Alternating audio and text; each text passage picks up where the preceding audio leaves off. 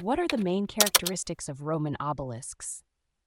If you've ever wandered through the historic streets of Rome, you might have noticed those tall, imposing monuments that seem to stand out in every piazza and public space. These are the Roman obelisks, and they have a rich history and some very distinct characteristics.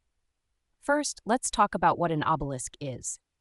An obelisk is a type of freestanding stone column or pillar that is tapered, meaning it gets narrower as it goes up, and it has a pointy top with a pyramidal shape.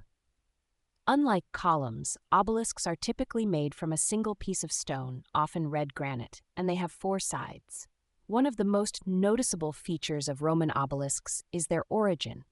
Many of these obelisks were not built by the Romans but were instead brought from Egypt. They were originally erected to honor the Egyptian sun god Ra, and were symbols of the power of the pharaohs. Over half of the obelisks in Rome were taken from Heliopolis, with a few from Alexandria and one from Karnak. When you look at a Roman obelisk, you'll often see that it has a square base and four smooth or carved sides.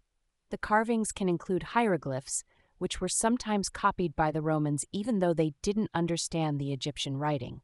For example, the Obelisco Agonale in Piazza Navona has inscriptions that resemble hieroglyphs, but don't make sense to anyone familiar with ancient Egyptian pictograms. These obelisks are not just random decorations, they are often part of larger monuments or fountains. The Agonalis obelisk, for instance, stands on top of the Fountain of the Four Rivers in Piazza Navona, a masterpiece designed by Bernini in 1651. Similarly, the Pulcino della Minerva is situated on an elephant base, also designed by Bernini, adding to its unique charm. Another characteristic is the addition of Christian symbols at the top of these obelisks.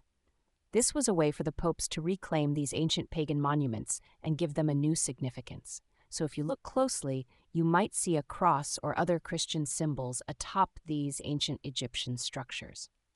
In terms of size, Roman obelisks can vary significantly. The Flaminian obelisk, for example, is 25.9 meters tall, but stands on a pedestal that makes it over 40 meters high. The Agonalis obelisk is smaller, at 17 meters tall, but still impressive in its setting. These obelisks are not just historical artifacts, they are also architectural marvels. They were often placed in strategic locations to enhance the beauty and grandeur of the city.